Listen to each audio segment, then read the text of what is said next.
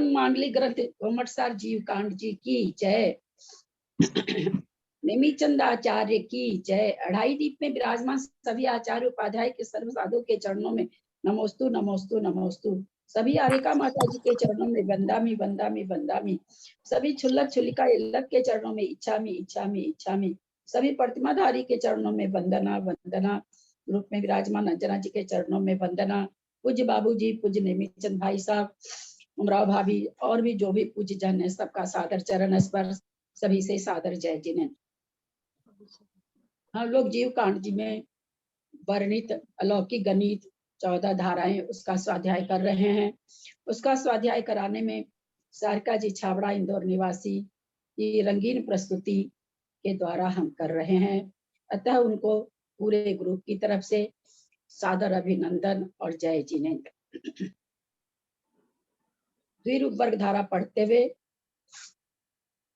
धाराएं पढ़ते हुए हम द्विरूप वर्ग धारा में को पढ़ रहे हैं। सिद्धम सुधम पणमिय जिनिंदवर नेमि चंदमकलंकम गुणरयन भूषणुदयम जीवस परुवनम गोच्छम।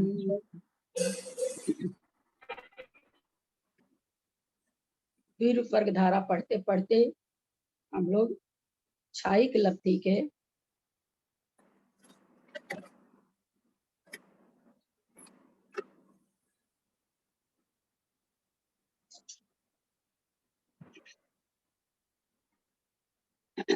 छायिक लब्धि के जघन्य छायिक लब्धि के अविभाग प्रतिच्छेद हम सब ने जाना कि कहाँ आता है।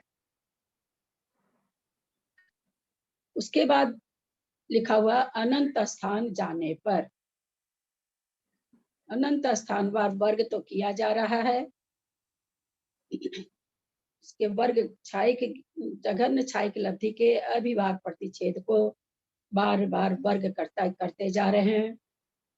कितनी बार वर्ग करेंगे? अनंत स्थान अनंत बार वर्ग करेंगे तो केवल ज्ञान की वर्गशाला का आएगी। फिर अनंत स्थान जाने पर केवल ज्ञान के अर्धच्छेद आएंगे। अर्धच्छेद वर्गशाला का हम लोग समझ चुके हैं बढ़िया से। फिर अनंत स्थान जाने पर केवल ज्ञान का तृतीय वर्गमूल आएगा।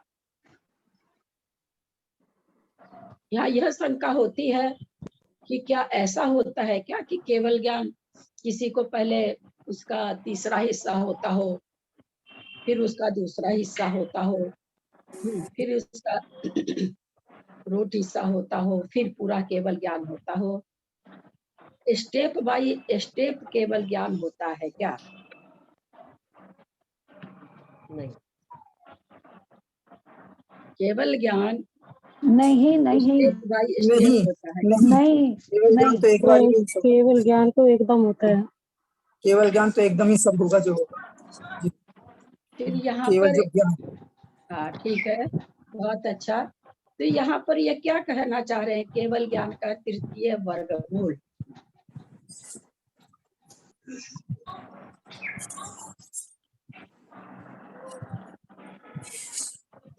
हम द्विरूप वर्गधारा पढ़ रहे हैं। इससे क्या समझे? आगे बहुत अच्छी तरह से हम लोग समझ चुके हैं।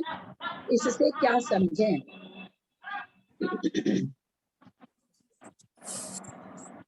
क्या कहना चाह रहे हैं यहाँ पर?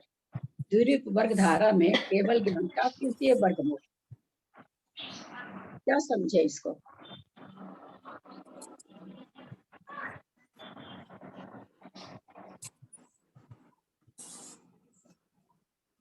अभी अंतिम स्थान केवल ज्ञान हुआ नहीं है ना, उसके पहले की सारी जैसे वर्गित होते हुए जैसे जैसे जाते हैं तो वैसे ही इसमें केवल ज्ञान में बता रहे हैं।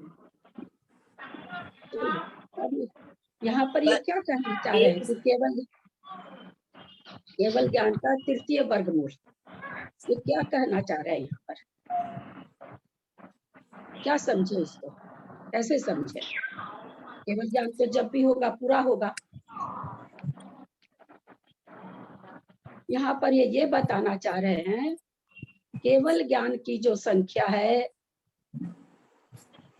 जो उत्कृष्ट संख्या है केवल ज्ञान की, जब हम केवल ज्ञान के अर्ध छेद के बाद अनंत बार वर्ग वर्ग करके आएंगे तो द्विरूप वर्ग धारा में आने वाली संख्या कौन सी होगी?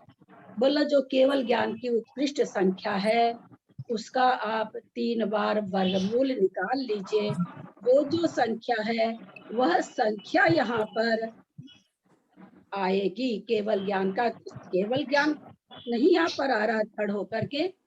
आप लोगों ने सबने ठीक कहा कि केवल ज्ञान तो पूरा ही होता है, तो यहाँ पर केवल ज्ञान नहीं आ रहा। केवल ज्ञान की जो संख्या है, उत्कृष्ट संख्या है, क्योंकि हम सब जानते हैं कि केवल ज्ञान की सबसे बड़ी संख्या, उसके आगे कोई संख्या है नहीं।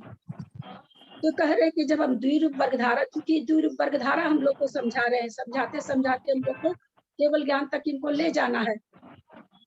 तो ये पाया गया कि केवल ज्ञान का अर्ध छेद आए, उसके बाद वर्ग वर्ग वर्ग वर्ग करते आए, तो ऐसा एक स्थान आया जहां यह पाया गया कि जो संख्या आ रही है द्विरूप वर्गधारा में वह केवल ज्ञान का तृतीय वर्गमूल है।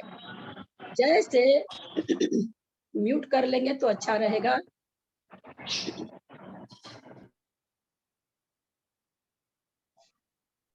जैसे केवल ज्ञान हमने कितना माना था? जब शुरू में हम धाराएं पढ़े थे तो स्टार्टिंग में तो 100 माने थे। फिर उस समय हमने चर्चा भी की थी, हम सब ने जाना था कि 100 तो हम लोग अपने समझने के लिए छोटी संख्या ले लिए हैं। आगम में कितनी संख्या है ये केवल ज्ञान की? पन्नठी। बहुत सुंदर, 65,536। तो यहाँ पर कह रहे हैं जब हम द्विरूप वर्गधारा की संख्या में आगे बढ़ते जा रहे हैं, संख्या तो बहुत बड़ी हो गई, क्षायिक लब्धि आ गए, जीव आ गए, जीव का विभाग, गुणों का विभाग प्रतिच्छेद आ गया, पुद्गल आ गया, बहुत सारी बड़ी बड़ी संख्या आ गई, धर्म के विभाग प्रतिच्छेद आ गए, समय के आ गए, मतलब संख्या का कोई पार ही नहीं, हम लोग जान ही नहीं रहे। लेकिन वो जब चलते चलते जब वर्ग करते जा रहे हैं तो अचानक से जो संख्या आई वो समझ में, वो संख्या कौन सी आई? 65,536 का तीसरा वर्गमूल। 65,536 का तीसरा वर्गमूल का मतलब ये हुआ, 65,536 का पहले में हमने वर्गमूल निकाला तो कितना आया? 256, एक बार निकला। फिर हमने 256 का वर्गमूल निकाला तो आया 16, ये दूसरा वर्गमूल हुआ।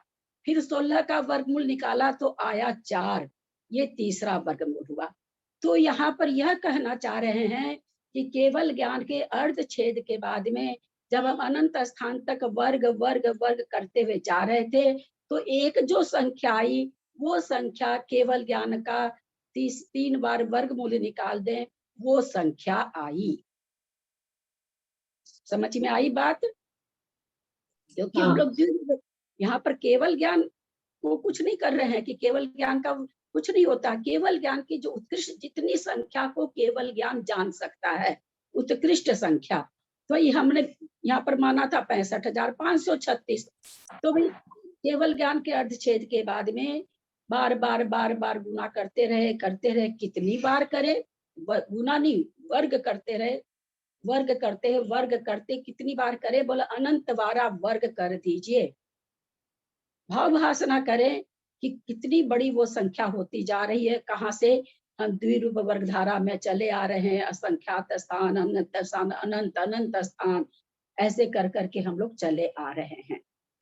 अब यहाँ जो आई संख्या, जो केवल, तब देखा कि केवल ज्ञान की जो उत्कृष्ट संख्या है, अगर हम उसका 3 बार वर्गमूल निकाल देते हैं तो केवल ज्ञान के अर्ध छेद के बाद जो अनंत बार वर्ग वर्ग करते हैं तो वहां पर वह संख्या आ रही है। यानी यहाँ पर अगर हम 65,536 मान रहे हैं तो यहाँ पर कौन सी संख्या आ रही है? 4 आ रहा है। या क्योंकि 4 संख्या, केवल ज्ञान 4 नहीं, केवल ज्ञान की संख्या 4 नहीं, हमने तो बहुत छोटी सी 65,536 बहुत ही छोटी सी संख्या मानी है समझने के लिए। फिर कहते हैं उससे जब एक स्थान आगे जाया जाता है तो देखा जा रहा है, यानी उसी का जब वर्ग किया जा रहा है तो पाया जा रहा है कि वो केवल ज्ञान का दूसरा वर्गमूल है। जैसे पहला वर्गमूल 65,536 का हम निकाले तो 256 आया, है ना। फिर दूसरा वर्गमूल निकाले तो 256 का दूसरा वर्गमूल 16 आया। तो यहाँ पर पाया गया कि एक स्थान जाने पर एक स्थान, चूंकि वर्ग होके जा रहे हैं, देखिए कितना सटीक ग्रामर, सॉरी कितना सटीक नियम दिया है आचार्यों ने। भाव भाषण करें, तीसरा वर्गमूल 16 4 आया, उसके बाद करें एक स्थान जाने पर। और हम जानते हैं कि इसमें एक स्थान जाने का मतलब उस संख्या को वर्ग करना, क्योंकि द्विरूप वर्ग धारा है। अब 4 को अगर हम वर्ग करते हैं तो क्या आता है 16। और यहाँ जब केवल ज्ञान का दूसरा वर्गमूल निकाल रहे हैं तो वो भी क्या आ रहा है 16। 65,536 का हमने पहला वर्गमूल निकाला 256, दूसरा वर्गमूल निकाला 16। तो इस तरह से एक स्थान वर्ग होते हुए जा रहा है। तो यहाँ भाव भाषणा भाएं कि तीसरे वर्गमूल से दूसरा वर्गमूल वर्गित हो रहा है, इसलिए 4 चौक 16 आया है। फिर क्या कह रहे हैं कि एक स्थान और जब उससे आगे बढ़े तो हमने क्या पाया, केवल ज्ञान का रूट। अब केवल ज्ञान का रूट क्या आएगा, 65,536 को एक बार निकाला 256, 256 को दोबारा निकाला 16, 16 को फिर निकाला तो 516, सॉरी एक बार वर्ग निकाला 256, दूसरी बार निकाल दिया 216, 16। अब उस 16, अब जो आ रहा है केवल ज्ञान का रूट वो आ रहा है 16, क्योंकि अब उसका 256 उल्टा बोल जा रहे हैं 256। एक स्थान जाने पर हमको क्या लगा कि यहाँ 200, चूंकि पहले 4 आया, फिर 2 वर्गमूल निकाला तो 16 आया, फिर एक ही वर्गमूल निकालना केवल ज्ञान। तो वहां हम देख रहे हैं कि 65,536 और केवल फिर उसका एक वर्गमूल निकाल, वर्ग हटा देते हैं तो आ जाता है 65,536, यानी 65,536 200।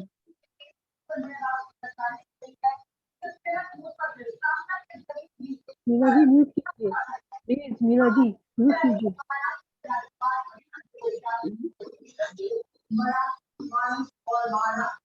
लोग टीवी भी सुनते हैं, अब ये भी सुनते हैं, तारीफ की बात तो ये है। मीना जी म्यूट कीजिए।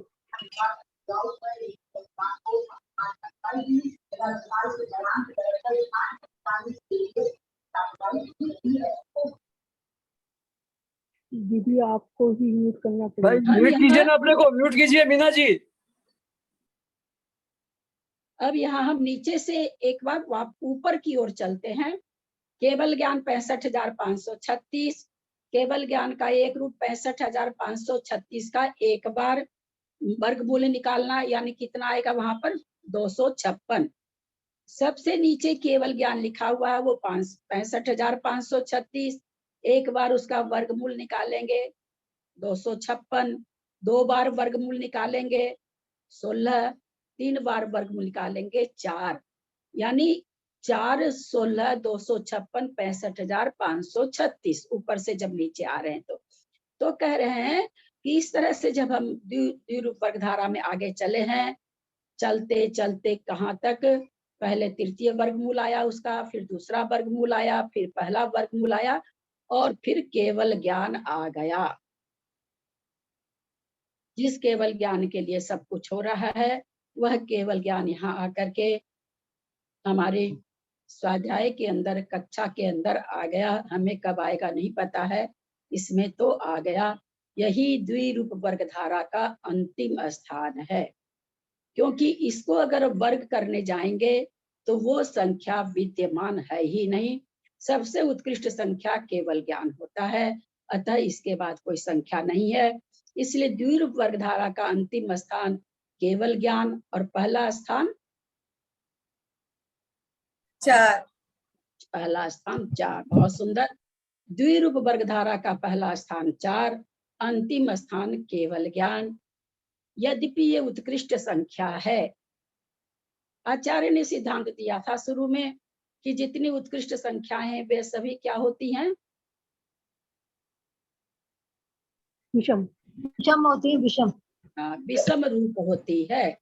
परंतु एक केवल ज्ञान उत्कृष्ट संख्या ऐसी है जो समरूप है। इसी कारण वर्गित वर्गित वर्गित होते हुए केवल ज्ञान आ गया है। तो इस तरह से हमने यहाँ पर द्विरूप वर्गधारा के सारे स्थान देखे, उसमें सारे तत्व आ गए, उनके अभिभाग प्रतिच्छेद आए, सभी चीज आ करके अंत में बहुत सारी चीज आई है। बहुत सारी चीज ऐसी है जो द्विरूप वर्गधारा में नहीं हो करके किसमें आएगी, घन धारा में अथवा घनाघन धारा में आएगी। वो यहाँ पर द्विरूप वर्गधारा में नहीं आई है, क्योंकि जो संख्या घन धारा में आती है, जैसे 8, वो द्विरूप वर्गधारा में नहीं आती है। तो इस तरह से द्विरूप वर्गधारा की संख्या समझाए। द्विरूप वर्गधारा में हमको केवल ज्ञान की प्राप्ति हुई है। घन धारा में क्या आएगा, ये हमारा अब अगला स्टेप है।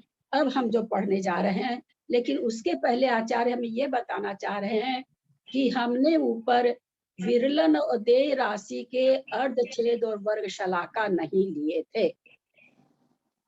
जब द्विरूप वर्गधारा समझाते हुए आचार्य आ रहे हैं, तो आचार्य ने कहा जो राशि देय और विरलन से आती है, उस राशि के अर्धछेद और वर्ग शलाका, सेंटेंस पूरा करें, नहीं होते। कहाँ नहीं होती, आकाश में क्या, द्विरूप वर्गधारा में नहीं आती। हाँ पूरा बोलना चाहिए ना, द्विरूप वर्गधारा में नहीं होती। तो क्या उनकी ललिता जी, यहाँ हाँ। सिर्फ विरलन दे से फिर वर्गमूल क्यों नहीं दिया? खाली अर्धछेद और वो दिया, तो यहाँ पर वर्गमूल 3 चीज होती है ना, वर्गमूल भी तो आता है ना, तो फिर वर्गमूल क्यों नहीं दिया? वर्गमूल नीचे दिया ना केवल ज्ञान का। सब में जो हम लोग, बहुत अच्छा प्रश्न है, सब में क्या क्या कहे वो आचार्य, हम लोग थोड़ा ऊपर के पेज में चलें, खूब ऊपर के पेज में चलें, खूब ऊपर चले। हाँ। जघन्य परित अनंत की वर्ग शलाका, जघन्य परित अनंत के छेद, जघन्य परित अनंत का रूट, है ना, जघन्य परित अनंत।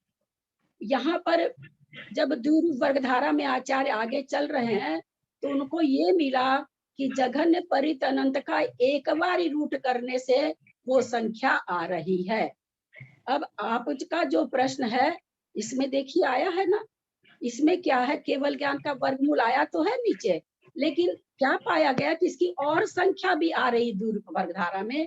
केवल ज्ञान का 3 बार वर्गमूल निकालते हैं तो वो भी आ रही है, केवल ज्ञान का 2 बार वर्गमूल निकालते हैं तो वो भी आ रही है, और केवल ज्ञान का रूट, केवल ज्ञान का रूट लिखा हुआ है ना इसमें, केवल ज्ञान का रूट आया है, फिर केवल ज्ञान आया है। ऊपर वाली संख्याओं में दूसरा तीसरा वर्गमूल नहीं आया है। केवल ज्ञान जब आ रहा है तो इसकी बहुत बड़ी संख्या होगी, बहुत बड़ी संख्या हो गई, तो इसका तीसरा वर्गमूल भी इसमें आ रहा है, दूसरा वर्गमूल भी इसमें आ रहा है। बाकी वर्ग रूट तो आया ही है, केवल ज्ञान रूट है ना, देखिए। हाँ ठीक है, आपका प्रश्न का उत्तर मिला कि नहीं आपको? हाँ, इसमें तो आया वर्गमूल, आया ना। हाँ, अनंत वर्गमूल स्थान के आगे अलावा जाकर। और भी, हाँ वर्गमूल तो आया ही है, वर्गमूल के अलावा और भी वर्गमूल इसलिए आ गए क्योंकि बहुत बड़ी संख्या है केवल ज्ञान, तो उसका पाया गया कि भाई तीसरा वर्गमूल भी इसमें आ रहा है, दूसरा वर्गमूल भी इसमें आ रहा है, और वर्गमूल भी आया है। ठीक है, आगे चले। हाँ। अब यहाँ पर हमने बीच में देखा था कि जो राशि विरलन देह से आ रही थी, तो उसके अर्धछेद और वर्ग शलाका नहीं आई, तो यहाँ पर वो फिर से हमको उस चीज की भाव भाषणा करा रहे हैं। देय विरलन राशियों के अर्धछेद निकालने का सूत्र।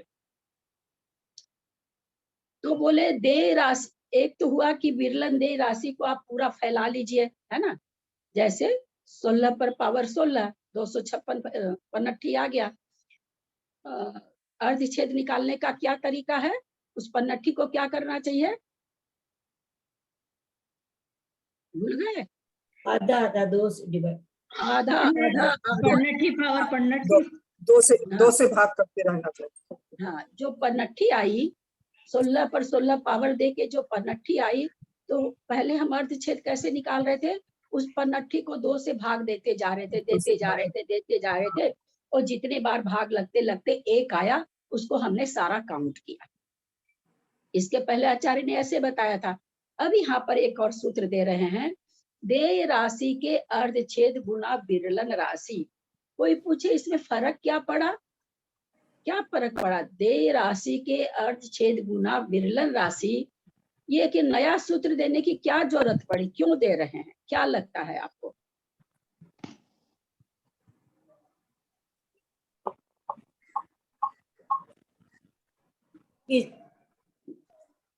देह विलन राशि से तो जगन युक्तानंत निकाल रहे थे अपन, और उसमें ये जगत क्या जगन ने परिता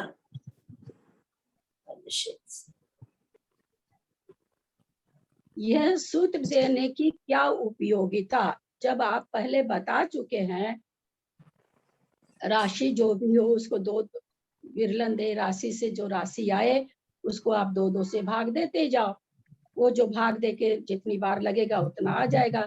फिर आप ये कि नया सूत्र दे के क्यों देना चाह रहे हैं? यहाँ ये अंतर है, आप 16 को 16 से तो मल्टीप्लाई करके पन्नठी बहुत आराम से निकाले। पन्नठी को 2 बार भाग देते देते देते देते कितना समय लगेगा, लेकिन 16 को अगर भाग देंगे 2 से तो 8 4 2 1 अर्धछेद 4 फट से आ गए। तो इस सूत्र से 16 पर 16 पावर पन्नठी का जब हम अर्धछेद निकालते हैं तो हमको बहुत बार डिवाइड करना पड़ रहा है ना, करना पड़ रहा है ना। और जब हम 16 पर पावर 16 है वो बराबर पन्नठी है, तो हम जब 16 पर पावर 256 पर पावर 256 पन्नठी है, तो यहाँ पर हम देख रहे हैं कि पन्नठी का जब हम अर्धछेद निकाल रहे हैं तो वो बहुत निकालना पड़ रहा है। लेकिन जब 256 के देय राशि के अर्धछेद यानी 256 के अर्धछेद 256 के अर्धछेद फटाफट निकल जाएंगे, और विरलन राशि 256 है उससे मल्टीप्लाई कर देंगे, हमको टोटल राशि के अर्धछेद पता चल जाएगा। तो जहां तक पन्नठी है, बादाल है, 256 है, 16 है, 4 है, ये बहुत छोटी छोटी संख्या, तो हम पूरी संख्या निकालने के बाद भी उसके अर्धछेद निकाल रहे हैं। लेकिन संख्या तो बहुत जल्दी बादाल से इकट्ठी के बाद तो संख्या संख्या बहुत बड़ी बड़ी हो रही है। तो उसके लिए आचार्य ने क्या दिया, ये नियम दे दिया कि देय राशि के अर्धछेद गुना विरलन राशि। अब जघन युक्त संख्यात देय विरलन की विधान से आता, हम लोग जानते हैं। आप लोग खोल रखे हैं ना, पेज खोल रखे हैं ना, आप लोग पेज खोल रखे हैं ना, जिनके पास भी पुस्तक है, क्योंकि बोर्ड पर तो पढ़ाया नहीं जा रहा है कि आप लोग को पकड़ में आएगा, पुस्तक सामने रहने से पकड़ में आएगी बात। केवल ज्ञान के बाद वाला पेज खोलें। केवल ज्ञान के अर्थ सब कोई निकाल लिए होंगे जिनके पास भी पुस्तक होगी। तो हम सभी जानते हैं जघन युक्त संख्यात कैसे आया था, जघन्य परित संख्यात पर पावर जघन्य परित संख्यात। तो भाई आप अर्धछेद हमसे कहते हो इस संख्या का, तो इतनी बड़ी संख्या का, तो आचार्य ने क्या कहा, अतः जघन्य युक्त असंख्यात के, जघन्य युक्त असंख्यात के अर्धछेद कितने होंगे, जघन्य परित संख्यात पर जघन्य परित संख्यात का पावर से जो संख्या आएगी उसको बार बार आधा करते रहेंगे तब वो आएगी। तो यहाँ पर कह रहे हैं कि वो संख्या किसकी, जघन्य युक्त असंख्यात के अर्धछेद। हम आपको एक सूत्र और देते हैं निकालने के लिए। तो क्या दे रहे हैं, जघन्य परित असंख्यात के अर्धछेद गुना जघन्य परित असंख्यात। थोड़ा सा पकड़ में नहीं आ रहा होगा जिनको, या तो आप लोग थोड़ा कॉपी खुद लेके बैठे। हमने जघन्य युक्त संख्यात देखा था, जघन्य परित संख्यात पर पावर जघन्य परित संख्यात था। जघन्य परित संख्यात गुना जघन्य परित संख्यात इज इक्वल टू जघन्य युक्त असंख्यात। अब जघन्य युक्त असंख्यात की अगर हमको अर्धछेद निकालने हो तो ये संख्या बहुत बड़ी हो गई, बहुत ज्यादा, इसमें बहुत ही बड़ी हो गई। तो आचार्य ने एक नया सूत्र दिया कि आप जघन्य युक्त संख्यात का अगर आपको अर्धछेद पता करना है तो आपकी जो विरलन और देय राशि है विरलन और देय राशि क्या है? जघन्य परित संख्यात, और उस पर विरलन भी जघन्य परित असंख्यात। तो कह रहे हैं जो देय राशि है जघन्य परित असंख्यात, उसके आप अर्धछेद निकाल लो। अर्धछेद निकालना हम लोग सब जान गए हैं बढ़िया से, और उसको आप उसके पावर से विरलन से मल्टीप्लाई कर दो। हम विरलन जान रहे हैं कितना है, जघन्य परित असंख्यात है। तो जघन्य युक्त असंख्यात के अर्धछेद कितने हो गए? जघन्य परित असंख्यात के अर्धछेद गुना जघन्य परित असंख्यात। बोलिए किसी समझ में पकड़ में आया कि नहीं? और थोड़ा सा हार्ड हो गया या तो थोड़ा सा आप लोग कॉपी दे राशि का अर्धछेद नहीं आ रहा मेरे को तो नहीं। विरलन राशि से मल्टीप्लाई कर। हाँ, देय राशि का अर्थ, जब हम देय विरलन से किसी राशि को फैला लेते तो राशि तो बहुत बड़ी हो गई, तो उतनी बड़ी राशि का निकालना पड़ेगा अर्धछेद, है ना। तो आचार्य ने एक और आसान तरीका ये दे दिया कि नहीं भाई, तुम इतनी बड़ी राशि के अर्धछेद मत निकालो, तुम सिर्फ देय राशि के अर्धछेद निकाल करके विरलन से मल्टीप्लाई कर दो, तो उस राशि के अर्धछेद हो जाएंगे। पकड़ में आ रहा है कि नहीं? थोड़ा सा अगर कॉपी पेंसिल लेके लिखें तो शायद जल्दी पकड़ में आ जाएगा। इसमें देय राशि की संख्या क्या होगी? हाँ, आप निशा जी अपना मोबाइल ठीक करिए, पूरे होइए, सामने में पूरे होइए, ठीक रहा, ठीक करिए। सब कोई चुप है, इसका दो कारण है, मौनम स्वीकृतम लक्षणम, या तो सबको समझ में आ गया या किसी को नहीं आया। देय राशि के अर्धछेद निकाल करके और विरलन से मल्टीप्लाई कर देंगे, ये तो लिख लिया, लेकिन फिर वो देय राशि के अर्धछेद देय मतलब राशि क्या लेंगे? देय राशि क्या लेंगे? हाँ, यही मैं देय राशि है ना, यहाँ पर क्या दिए कि जघन्य युक्त असंख्यात कैसे निकाले थे हम लोग? वो तो मध्यम जघन्य परित संख्यात पावर जघन्य परित संख्यात। हाँ, तो यहाँ पर देय राशि कौन सी है? जघन्य परित संख्या, जघन्य परित संख्यात है ना, जघन्य परित संख्यात पर पावर जघन्य परित संख्यात। तो यहाँ पर जघन्य परित संख्यात देय है और जघन्य परित संख्यात ही विरलन है।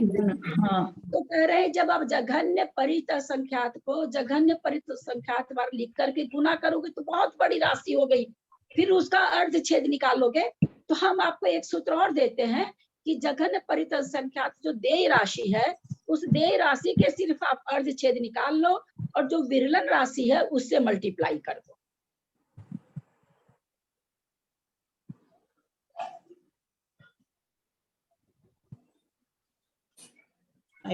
मतलब जैसे 16 मान लीजिए हमने विरलन लिया और 16 दे लिया, ठीक है, तो मतलब 16 का हमको छेद निकालना है, नीचे 16 का छेद निकालना है। जैसे 16 के 16 8 4 एक मिनट, 16 के 8 छेद निकले 16 ना, पर पावर 16 करते हैं तो राशि क्या आती है?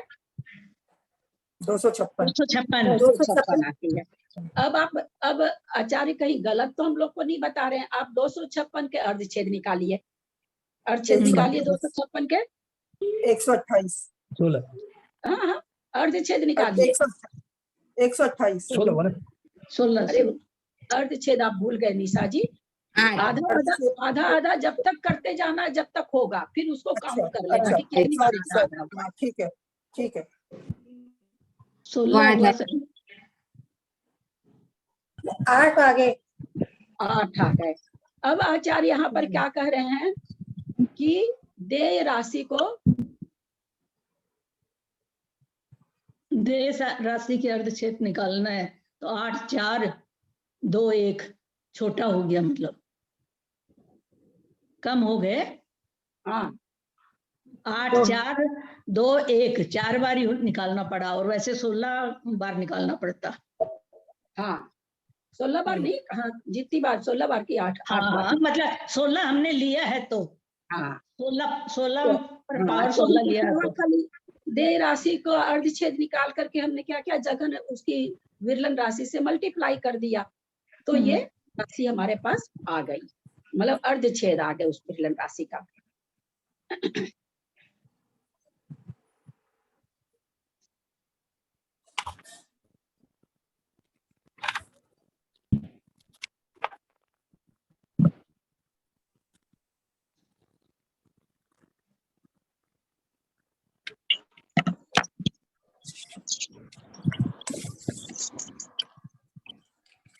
फिर यहाँ पर लॉग सिस्टम दे रहे हैं। लॉग सिस्टम को हम छोड़ रहे हैं क्योंकि पूरी तरह हम भी नहीं समझा पा रहे हैं और आप लोगों को भी समझ में आएगा नहीं, इसलिए लॉग सिस्टम को छोड़ते हैं। फिर आगे एक चीज और बता रहे हैं, ऊपर तो अर्धछेद निकालने के नियम बताए और नीचे क्या बता रहे हैं, वर्ग शलाका। वर्ग शलाका भी क्या हो रहा था, अर्धछेद को अर्धछेद का अर्धछेद निकाल रहे थे। तो भाई जहां तक हमारी संख्या काउंटेबल है वहां तक तो हम निकाल लेते हैं आराम से। फिर जब हमारी संख्या बहुत बड़ी हो जाती है तो हमको परेशानी होती है, तो आचार्य ने फिर यहाँ पर उसका भी एक सूत्र दिया। तो कह रहे हैं देय विरलन राशियों की वर्ग शलाका निकालने का सूत्र।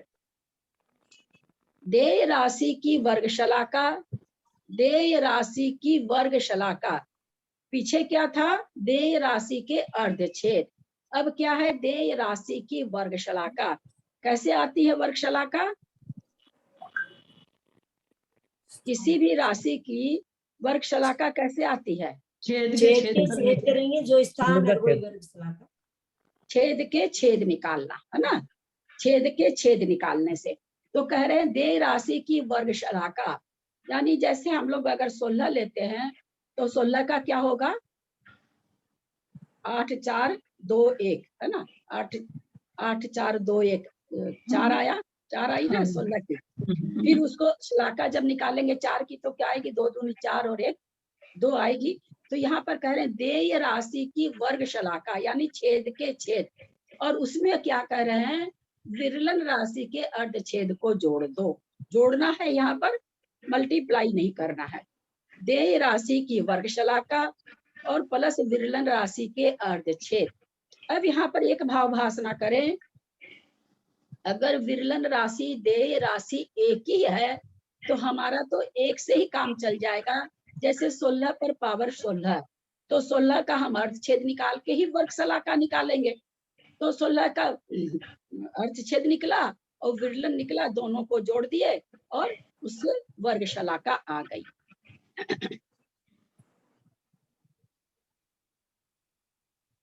वो तो ज्यादा हो जाएगी ना, ज्यादा हो रही है, करके देखिए। ऐसे करने से करिए, मैं भी करती हूँ। क्या, फिर से बोलिए आप संख्या। 16 का पावर 16 है ना, 16 का पावर 16, 16 यहाँ पर क्या है, 16 दिया 16 ही दे है। 16 दिया 16 16 के अर्धछेद कितने होंगे, 8 4 2 1 4 है ना, 16 के छेद 4, 8 4 2 1 4 अर्धछेद हो जाएंगे। हाँ चार के अर्धछेद तो एक के छेद भी तो करेंगे ना। अर्धछेद वर्ग 4 शलाका दो, वर्ग शलाका दो आ जाएगी, दो वर्ग शलाका 2 आ गई। और ये हाँ। क्या करें, वर्ग शलाका को और अर्धछेद को जोड़ लो तो 4 तो और 6 प्लस 2 6। 6 हो गया। हाँ तो ठीक है ना, 6 कहाँ से, 6 यह आ तो 6 गया, लेकिन 16 पावर 16 में 6 कैसे, मतलब समझ में नहीं आया। छेद भी निकाला, वर्ग शलाका भी निकाला, दोनों निकला 6। तो मतलब वो कहने का मतलब मेरा ये है कि 16 ना हमको लाना था, तो 16 तो नहीं आया। मतलब या तो 8 लाते, 16 लाते। नहीं नहीं, ये क्या करें, जैसे जघन परित संख्यात का पावर जघन परित संख्यात, तो पहले तो उसका बताया कि अर्धछेद कैसे निकाले, पूरी राशि का। हमको किसका अर्धछेद निकालना है, जघन परित संख्यात पर जघन परिसंख्यात का पावर करके जो संख्या आ रही है उसका, है ना। तो 16 पर 16 पावर कर रहे हैं तो कौन सी संख्या आ रही है, मान रहे हैं 16 पर पावर 16 को तो मान रहे हैं। 256। हाँ 256 आएगा, 256 आएगा। अब 256 का जब हम अर्धछेद निकालते हैं तो कितने आते हैं, 8 आते हैं। वर्ग शलाका 4 वर्ग शलाका आएगी 4,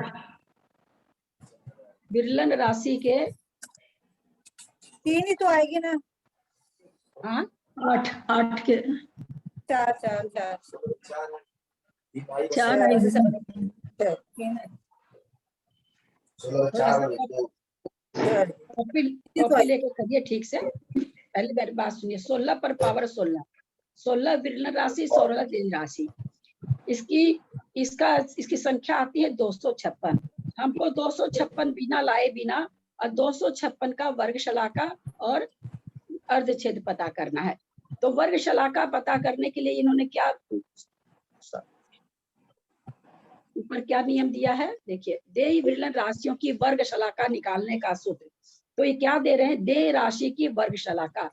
अब 16 की वर्ग शलाका, 16 की वर्ग शलाका कितनी होगी? 2 4 4 होगी। 2 होगी ना। हाँ, तो 2 वर्ग शलाका हुई। फिर कह रहे हैं क्या उसके बाद? 2 कैसे हुई? 2 कैसे हुई? 2 4 4 तो 16 की 2 होगी, 256 की 3 वर्ग शलाका होगी। 256 की तो हमको निकाल के दे, 256 की तो हमको इसमें जांच करनी है। 256 से कुछ नहीं लेना देना है हमको। 256 की वर्ग शलाका अर्धछेद बिना 256 में कार्य करे बिना निकालनी है। किससे निकालनी है? विरलन देय से निकालनी है। 256 आता है 16 पर पावर 16। हाँ, तो ये क्या कह रहे हैं, देय राशि की वर्ग शलाका। तो हम 16 की वर्ग शलाका निकालेंगे तो कितनी आई? वर्ग शलाका कितनी आई? 2 आई। हाँ, और फिर ये कहते विरलन देय राशि की वर्ग शलाका 2 आ गई। फिर ये आगे क्या कह रहे हैं, विरलन राशि के अर्धछेद। तो विरलन राशि के अर्ध, विरलन राशि भी हमारी कितनी है? 16 है। 16 है तो 16 के अर्धछेद कितने आएंगे? 4 4 तो वर्ग शलाका कितनी हुई? 2 हाँ, 2 16 की वर्ग शलाका। तो दोनों की जोड़ने पर कितनी हुई? 6 हुआ। 6 ही होते हैं ना। हाँ 6 ही होते हैं जोड़ने से, 4 और 2 तो। हाँ, तो 6 हुए ना। अब 256 की वर्ग शलाका निकाल के देखिए कितनी आती है? 3 आ रही है। 3 हाँ? 3 वर्ग 128 शलाका 3 आ रही है। 32 16 4 2 1 4 16 256 4 16 256 होगा ना। 1 2 3 4 5 6 1 2 3 4 7 8 नीचे 8 का फिर हो जाएगा 4 6 ही तो आ रही है ना, 6 ही आ रही है। 3 आएगी ना वर्ग शलाका 256 की। वर्ग शलाका कितनी आ रही है? 3 आ रही ना। 4 16 और 256 3 हो गई ना आंटी जी। 3 और अर्धछेद कितने आ रहे हैं? अर्धछेद 8 आ गए। 8 आ रहे हैं। 256 हाँ देखे हैं वो। देय राशियों की वर्ग शलाका निकालने के सूत्र। देय राशि की शलाका 3 और विरलन राशि के अर्धछेद। जघन युक्त संख्यात देय विरलन के विधान से आता है। अतः जघन युक्त संख्यात की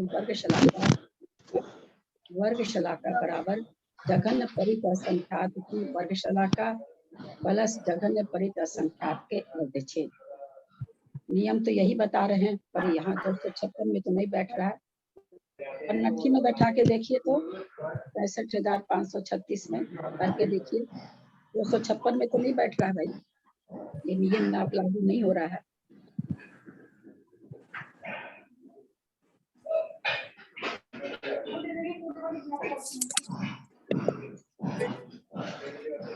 पैंसठ 536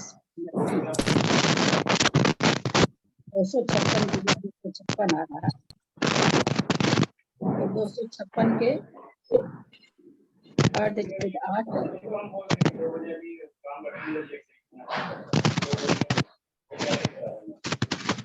अरे तो ठीक ही तो हुआ जी, गलत करना हुआ। क्या हुआ?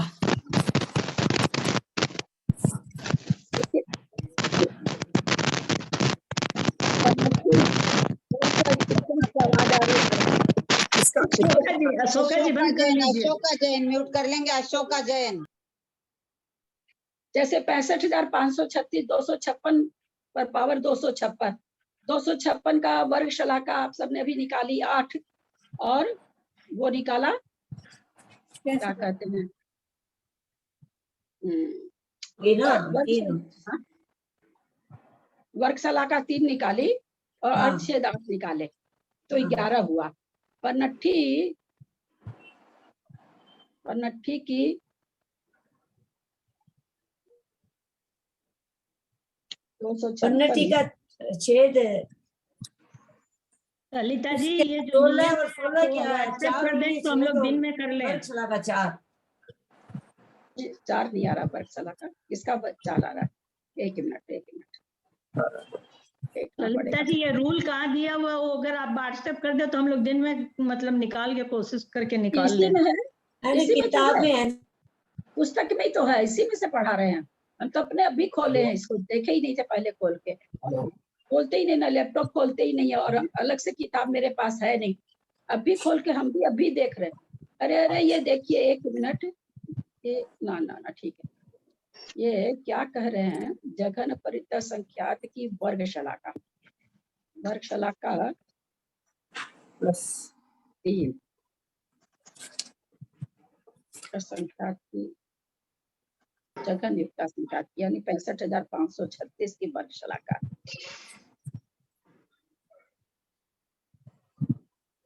65,500 दीदी जघन्य परितः संख्या के आगे माइनस लिखा है, माइनस करने का शायद। वो माइनस नहीं है। अरे वो माइनस नहीं है, जघन्य परितः संख्या लिखने का वो वैसे लिखा जाता है। पन्नट्ठी की 4 तो वर्ग शलाका होगी। पन्नट्ठी की वर्ग शलाका से मतलब वर्ग शलाका तो 4 होगी ना वो तो। 256 का चाहिए, 256 की वर्ग शलाका और 256 की 3 होगी। वो तो वर्ग शलाका है। 256 की 3 पन्नट्ठी की 4 ये नियम बैठ तो नहीं रहा है, हमको दिन में देखना पड़ेगा इसको, या नहीं बैठ, अभी तो नहीं बैठ रहा है। ये देय राशि की वर्ग शलाका प्लस विरलन राशि के अर्धछेद, ऐसे बैठेगा ही नहीं। वर्ग शलाका अच्छा उसके बाद वाले की रहती है ना,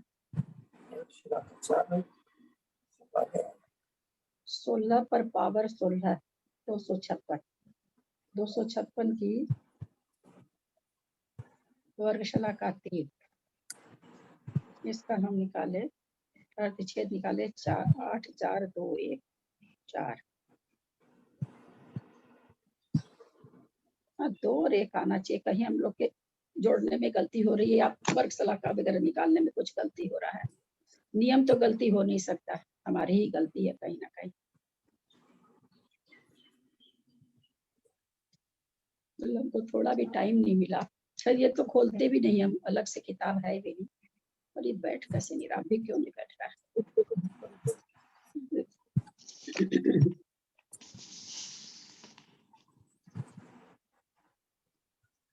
देय विरलन राशियों की वर्ग शलाका निकालने की देय राशि की वर्ग शलाका। चलिए हम लोग इसको बहुत छोटा में लेते हैं, 4 पर पावर 4 4 पर पावर 4, और ये संख्या कौन सी आ रही है? 4 चौक 16 चौका 256 आ रही है ना। 4 पर पावर 4 की वर्ग शलाका क्या होगी? अर्धछेद कितने होंगे? 2 होंगे। वर्ग शलाका कितनी होगी? 1 होगी। ठीक तो आ रहा है, 256 की 3 आ तो गई, ठीक तो आया वर्ग शलाका, एकदम बैठ गया। देखिए 4 पर पावर 4 बराबर 256 होता है। अब ये क्या कह रहे हैं? देय राशि की वर्ग शलाका, देय राशि की 4 की वर्ग शलाका क्या होगी? 1 होगी। 2 दूनी 4 2 एकम 2 अर्धछेद हुए, 1 वर्ग शलाका होगी। तो 1 और प्लस 2 3, 256 की 3 है वर्ग शलाका। आ तो गया ठीक। हम लोग का कहीं पर गलती हो रहा है जोड़ने में, कहीं कुछ गलती हो रही है। 4 के अर्धछेद और वर्ग शलाका जोड़ेंगे तो 256 की वर्ग शलाका आ रही है। देखिए गलती कहाँ, हाँ गलती कहाँ हो रहा है, पकड़ते हैं। 16 पर पावर 16 थोड़ी 256 होता है, 16 पर स्क्वायर 256 होता है, इसलिए गलती हो गया। 2 पर 16 की पावर ऐसा शायद होना चाहिए, है ना। 2 को 16 बार मल्टीप्लाई करते हैं, है ना, 16 बार 32 बार 64 बार ऐसा आया ना। 2 पर पावर 16 बार जो होता है, 2 पर पावर 2 पर पावर 32 बार होता है। निकालने के लिए 2 पर पावर 8 होगा। हाँ हाँ, पन्नटी निकालनी होगी तो 2 पर पावर 8 होगा। 2 पर पावर 8 होगा, तो वो अपने गलती वहां पर कर दी है। अपने तो 16 पर पावर 16 दे रहे हैं, 16 दे रहे हैं। हाँ, वो तो बहुत ठीक। बड़ी संख्या हो गई ना, तो उसी संख्या का बहुत तो ठीक ज्यादा बैठ ही जाएगा। बड़ी संख्या होगी। हाँ, उस बड़ी संख्या का संख्या तो होगी। ठीक बैठ ही जाएगा।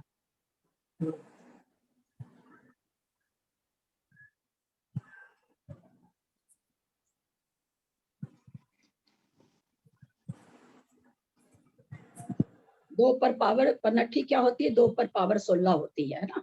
तो हम लोग क्या कर लिए, पन्नठी को 16 पर 256 को 16 पर पावर 16 कर लिए, वो गलती हो गया, इसलिए देय या विरलन राशि ठीक नहीं बैठी, 2 पर पावर 8 होगा। तो यहाँ पर हम 4 पर पावर 4 ये होता है 256। तब अब 256 का हम अर्धछेद वर्ग शलाका निकाले तो 3 आती है। यहाँ पर भी 4 पर पावर 4 जब इसका हम देय और विरलन का अर्धछेद और वर्ग शलाका निकाल के जोड़ते हैं तो 3 आती है।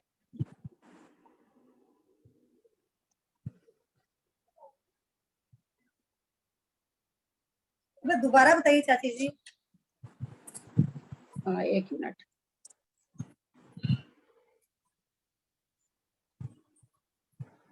जो हम लोग कहाँ गलती, हम लोग को 16 पर 16 जब हम पावर कर रहे हैं, 16 पर 16 पावर कर रहे हैं, तो ये संख्या क्या आ रही है, हमारी पन्नठी आ रही है, 65,536 आ रही है।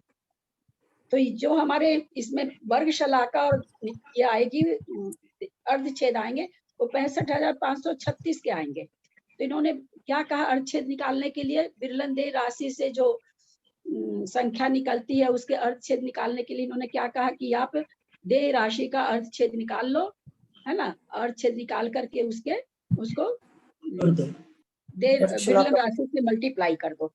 तो जब हम 16 का अर्धछेद निकालते हैं तो 8 4 2 1 4 आया, 4 आया ना। 16 का अर्धछेद 8 4 2 1 4 आया, उसको 16 से मल्टीप्लाई करें तो 64 आया। तो 64 ही तो है इसकी अर्धछेद, 65,536 के अर्धछेद 64 ही है। फिर इन्होंने वर्ग शलाका लिए क्या कहा, वर्ग शलाका के लिए कहा इन्होंने कि आप 65,536 का अगर आपको वर्ग शलाका पता करनी है तो आप 16 के अर्धछेद लो, तो अर्धछेद लेंगे, 4 के अर्धछेद लेंगे तो कितने आएगा, 2 आएगा। और फिर आपको उसमें क्या करो, आप विरलन राशि के अर्धछेद को जोड़ दो। तो विरलन राशि का अर्धछेद कितना है, 8 है। तो हमने इसमें 8 है क्या, नहीं 4 है, तो हमने इसमें 4 जोड़ा तो 6 आ तो गया, ठीक तो है। 65,536 का अर्धछेद वाला पेज निकालिए, शायद इतना ही है। 1 मिनट, 65,536 के 16 हो गया अर्धछेद, अर्धछेद 16 है। 65,536 यहाँ मल्टीप्लाई करने में कुछ हो रहा होगा हम लोग को, छेद वगैरह। अच्छा, उसका अर्धछेद लेना था ना, सॉरी। पढ़नी ठीक है, अर्धछेद 16 है। हाँ हाँ,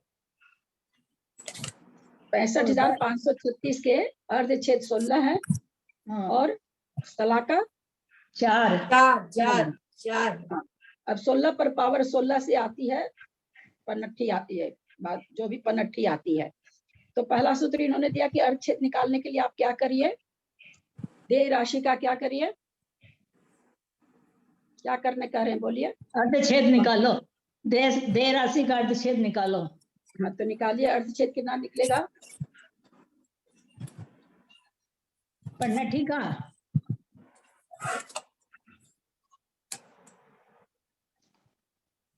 देय राशि क्या ले रहे हैं हम यहाँ, हाँ 65,500 क्या ले रहे हैं, देय राशि किसको बना रहे हैं, किस संख्या को? पनट्ठी कैसे आ रहा है? पनट्ठी है ना? पनट्ठी को बना रहे हैं। पनट्ठी दे राशि नहीं बना रहे हैं, पनट्ठी तो राशि बना रहे हैं। पनट्ठी किस तरह से आती है, किससे क्या मल्टीप्लाई करने से? 256 से 256। 256 से 256 को मल्टीप्लाई करने से आती है। 256 को 256 से मल्टीप्लाई करने से आती है। तो हम इसमें क्या करेंगे, एक मिनट, 256 के अर्धछेद 16 और सॉरी 256 के अर्धछेद 8। 256 नहीं, 256 के अर्धछेद 16 है ना? नहीं, 256 16 है अर्धछेद। 256 के अर्धछेद 8 है। 8 पन्नट्ठी के बोल रहे हैं ना, पन्नट्ठी के 16 है ना? पनट्ठी के नहीं, 256 के। हैं? 256 के 8 है। पनट्ठी के नहीं। 256 के 8 हो जाएंगे ना। हाँ, 256 के तो 8 है। हाँ, 256 के ही निकालने हैं।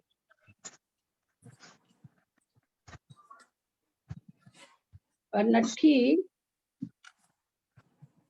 तो संख्या का है ना दीदी? पनट्ठी हमारे आती है 16 गुना 16 करने से। 2 गुना 2 4, 16 आया। 4 4 को गुना किया 256 आया, और 16 16 को गुना किया पनट्ठी आई। तो 16 को जब हम मल्टीप्लाई करें 16 से तो हमारे पास पनट्ठी आई। अब पनट्ठी 256 तो 16 के अर्धछेद कितने हो रहे हैं? 4, 8 4 2 1 4।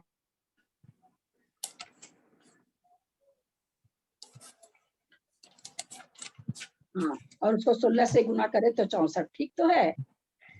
एक मिनट,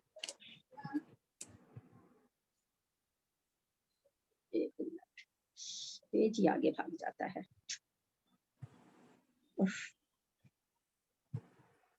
कहाँ गया?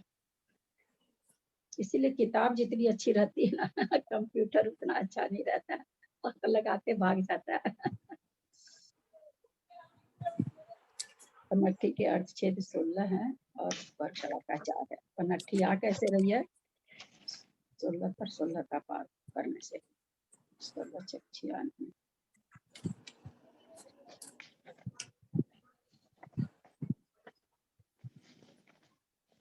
ये क्या कह रहे हैं कि उसके वर्ग छेद से, उसके अर्धछेद से उसको मल्टीप्लाई करो तो क्या आएंगे? अर्धछेद आ जाएंगे। विरलन देय राशियों की वर्गशला का निकालने के सूत्र। देय राशि की वर्गशला का अर्धछेद, देय राशि के अर्धछेद गुना विरलन राशि। छोटी राशि से करके देखते हैं अपने लोग।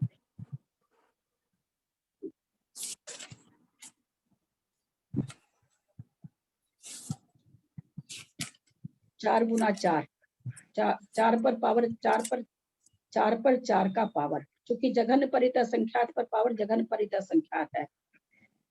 जब हम 16 पर पावर 16 करते हैं तो ये क्या पनट्ठी आती है क्या? नहीं, 256 आते हैं ना। अरे 256 कैसे आएगा यार? 256 तो 256 16 को 16 बार गुना करने में 256 थोड़ी आएगा। 16 को 16 का स्क्वायर करने पर 256 आता है। हाँ, 16 का स्क्वायर करने पे 256 आता है। 16 का 16 का स्क्वायर करने पे 256 आता है। 16 का स्क्वायर 256। 16 पर पावर 16 थोड़ी 256 है। हम इसकी जो छोटी संख्या से भाव भास ना करें, बड़ी संख्या का हमको उतना पता नहीं चलता। 4 पर 4 पावर करते हैं, 4 पर जब हम 4 का पावर करते हैं तो कितना हो जाता है? 4 चौक 16 चौका 64 चौका 256। ठीक है ना? 256 राशि आती है ना 4 पर 4 का पावर करने से। अब 4 का अर्धछेद निकाल करके 4 की विरलन राशि से मल्टीप्लाई करना। 4 के अर्धछेद हो रहे हैं 2। 2 को विरलन राशि 4 से मल्टीप्लाई करें तो 8 आ गया। 256 के अर्धछेद 8 होते हैं, तो ये निकल गया। देय राशि का अर्धछेद से विरलन राशि को मल्टीप्लाई करो, ऐसा उन्होंने सिद्धांत दिया। 4 पर पावर 4 संख्या आती है 256।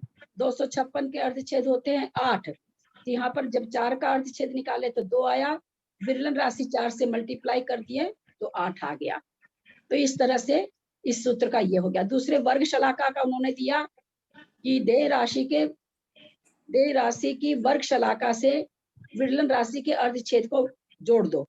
तो 4 के अर्धछेद 2 आए थे, वर्ग शलाका 1 आ जाएगी, और इसके ये आए थे अर्धछेद आए थे 2 तो 3, तो 256 का तीसरा है तो वर्ग शलाका 3। क्योंकि बड़ी संख्या हम कर नहीं पा रहे ना ठीक से, इसलिए गलती हो रहा है, उसका पावर नहीं बैठा पा रहे हम लोग ठीक से।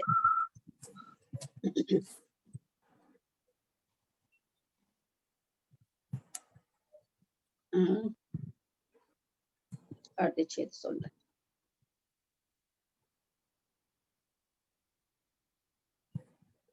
256 का हम लोगों ने निकाला। हाँ उसका अर्धछेद उस सूत्र से अर्धछेद भी 8 आ गया और वर्ग हाँ। शलाका भी 3 आ गई। क्योंकि हाँ। हम यहाँ जान पाए थे कि 4 पर 4 का वर्ग करने से 256 आ रहा है। 259 जो आ रही है 256 का स्क्वायर करने से आ रही है ना, तो विरलन देय राशि बदल जा रही है।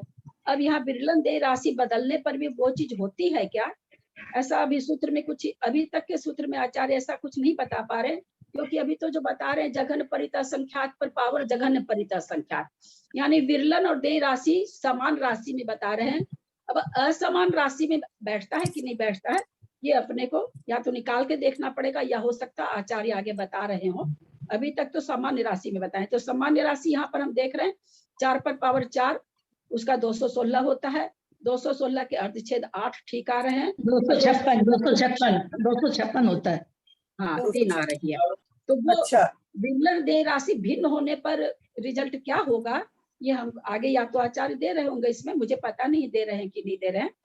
दे रहे होंगे तो वहां से हम लोग जान लेंगे, नहीं तो इसको हम लोग अलग से जान करके भावभाषणा करेंगे लिख करके कि जब विरलन देय राशि अलग अलग हो तो उसका जो वर्ग छेद और अर्धछेद और वर्ग शलाका निकालते हैं तो वो प्रॉपर आती है या आगे पीछे आती है, ये हम लोग स्वयं करके देखेंगे। अगर आचार्य बताए होंगे तो ठीक है, आगे देखते हैं क्या कहते हैं आचार्य।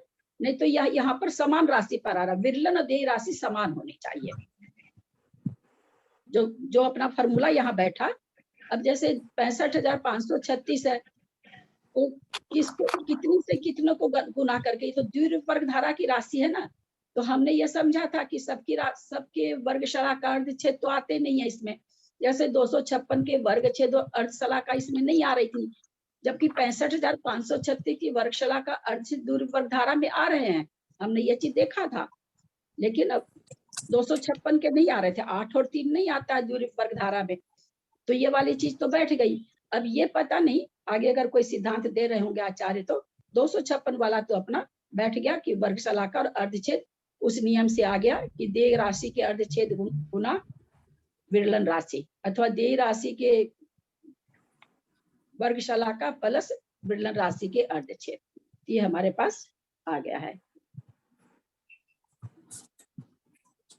4 पर पावर 4 करने से हमारे 256 आया। हाँ 256 का अर्धछेद अपने को मिला 8। हाँ और उसकी वर्ग शलाका है 3। हाँ, और इनको अपन जोड़ते हैं तो होता है 11। कहाँ 11 हो रहा है, इसको क्यों जोड़?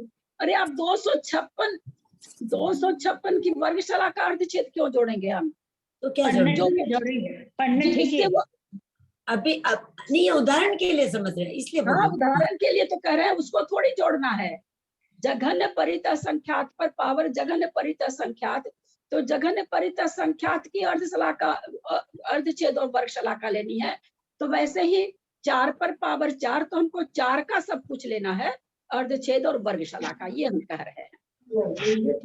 4 का लेना, 4 का लेंगे, अब वो जो लेंगे अर्धछेद और वर्ग शलाका निकालेंगे 4 पर पावर 4 से, तो वो जो अर्धछेद और वर्ग शलाका निकल करके आ रही है इस सूत्र से, वो 256 की है। अच्छा। तो 256 की इतनी बड़ी संख्या की नहीं निकाल करके विरलन राशि से निकाल लिए तो छोटी राशि का ही निकालना पड़ा।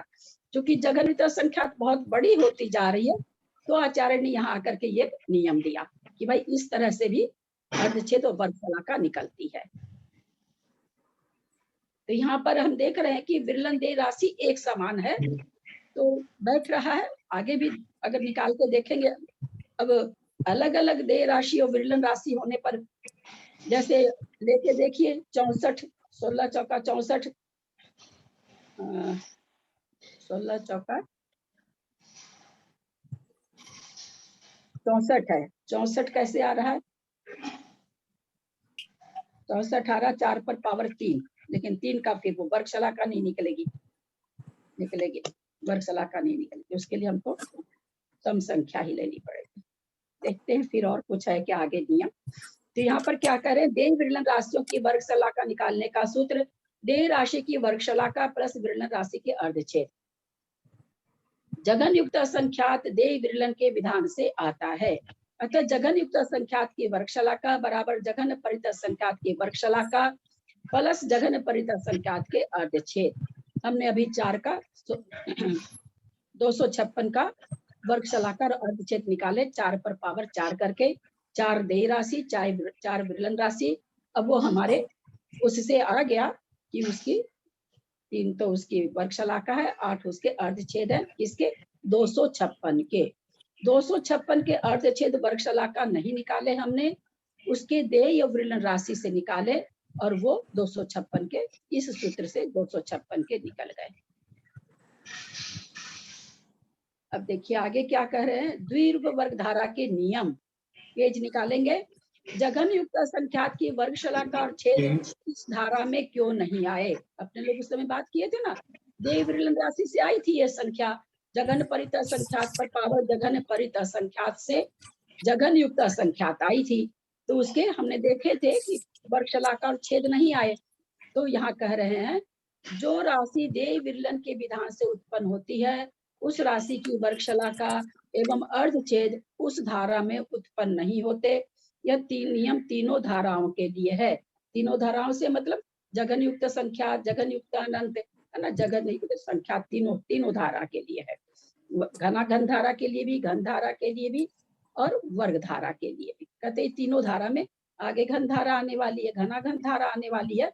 ये कहते हैं तीनों ही धाराओं में ये चीज निकलेगा कि जो राशि एक स्थान जाने पर विरलन देय से उत्पन्न होती है उसके अर्धच्छेद और वर्गशलाका उस धारा में नहीं आते। अतः जघन युक्त असंख्यात की वर्गशलाका अर्धच्छेद द्विरूप वर्ग धारा में नहीं आता। इसी प्रकार अन्य भी देय विरलन वाली राशियों के लिए जानना, जो भी विरलन देय राशि से आती राशि वहां पर उसके अर्धच्छेद वर्गधारा नहीं आएंगे। फिर कह रहे हैं द्विरूप वर्गधारा के नियम। जघन परित असंख्यात के कितने स्थान जाने पर जघन युक्त असंख्यात आएगा? स्थान बोल रहे हैं। जघन्य परित असंख्यात को जघन्य परित असंख्यात से एक बार गुना किए थे तो गुना करते ही जघन युक्त संख्यात आ गया था। अब यहाँ पर स्थान में क्या बताना चाह रहे हैं, जघन्य परित असंख्यात से जघन्य परित असंख्यात के छेद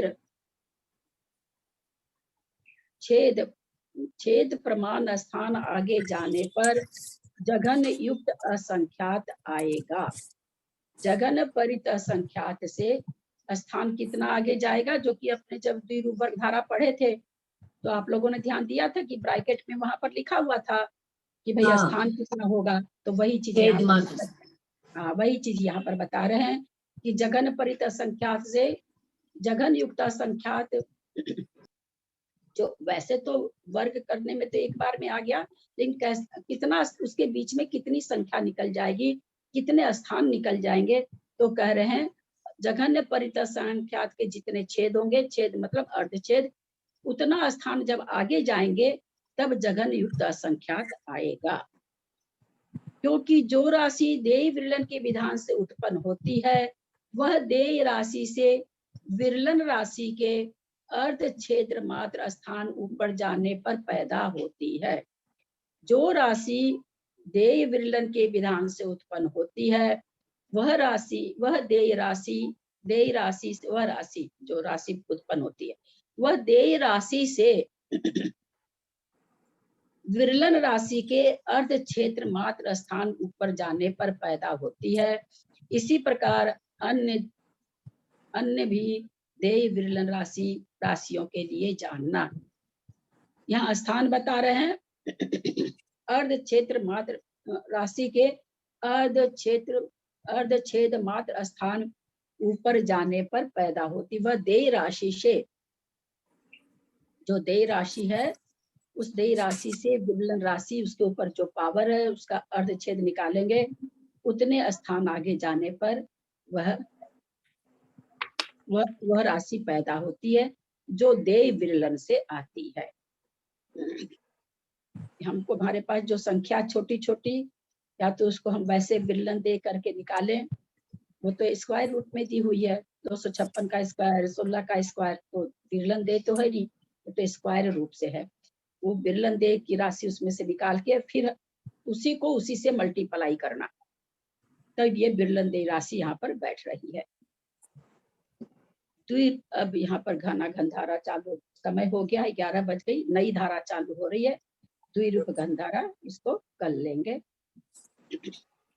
आज थोड़ा सा आप लोग संख्या प्रज्यूम कर करके और इसको कोशिश करेंगे कि अलग से अगर हम संख्या लेते हैं, विरलन दे अलग से लेते हैं, तो जो नियम आचार्य ने दिए हैं कि मल्टीप्लाई करके अर्धछेद आ जाता है, उसको जोड़ने से वर्ग शलाका आ जाती है। तो अभी तो हमने 4 का पावर 4 लिया, विरलन दे 1 लिया है। विरलन दे अलग करके, विरलन दे अलग करने में स्क्वायर लेंगे तो नहीं होगा। क्यों नहीं होगा? कि स्क्वायर के जब हम अर्धछेद निकालेंगे तो 1 आ जाता है, तो 1 तो फिर कुछ आगे ही नहीं बढ़ा ना, उसको मल्टीप्लाई करेंगे तो कुछ भी आगे नहीं बढ़ेगा। जैसे 16 को 1 से मल्टीप्लाई करेंगे 16 ही रह जाएगा, 8 को 1 से मल्टीप्लाई करेंगे 8 ही रह जाएगा। तो मेरे को लगता है कि स्क्वायर से तो स्क्वायर से तो शायद नहीं बैठेगा। तो और किसी संख्या का पावर लेकर के, किसी भी संख्या का कोई भी पावर लेकर के, कोई भी पावर, लेकिन सम संख्या होनी चाहिए, करके आज संख्या प्रज्यूम आप लोग करके देखिए। मेरे को भी अगर समय मिला तो मैं भी देखूंगी, समय मिला तो देखूंगी, थोड़ा समय नहीं मिल पाता है मेरे को, अगर मिला तो मैं भी निकालूंगी कोई संख्या, आप लोग भी संख्या निकालने की कोशिश करिएगा।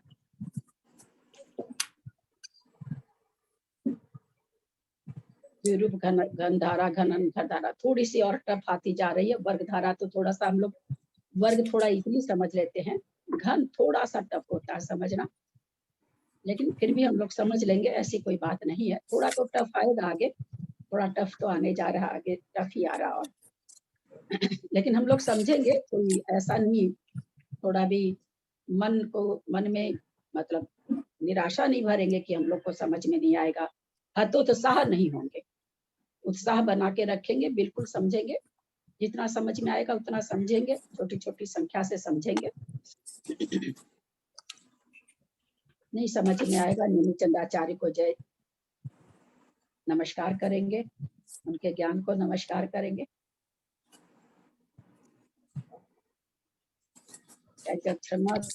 पदवाक्यहीनं मया प्रमादादि किंचनोक्तम् तन्मे क्षमित्वा विदधातु देवी सरस्वती केवल बोधलब्धिं बोधि समाधि परिणाम शुद्धि स्वात्मोपलब्धि शिव सौख्य सिद्धि चिंतामणिं चिंतित वस्तुदाने त्वं वंदमानस ममास्तु देवी। या वाणी के ज्ञान ते सुजय लोकालो, सो वाणी मस्तक चढ़ो सदा दे तुमको। हे जिनवानी भारती तो ही जपू दिन रह, जो तेरा शरण आ गए सो पावे सुख चैन। देव भजू अरहंत को गुरु से हो निर्ग्रंथ, दया धर्म पालू सदा यही मोक्ष का पंथ। 9 बार नमो का।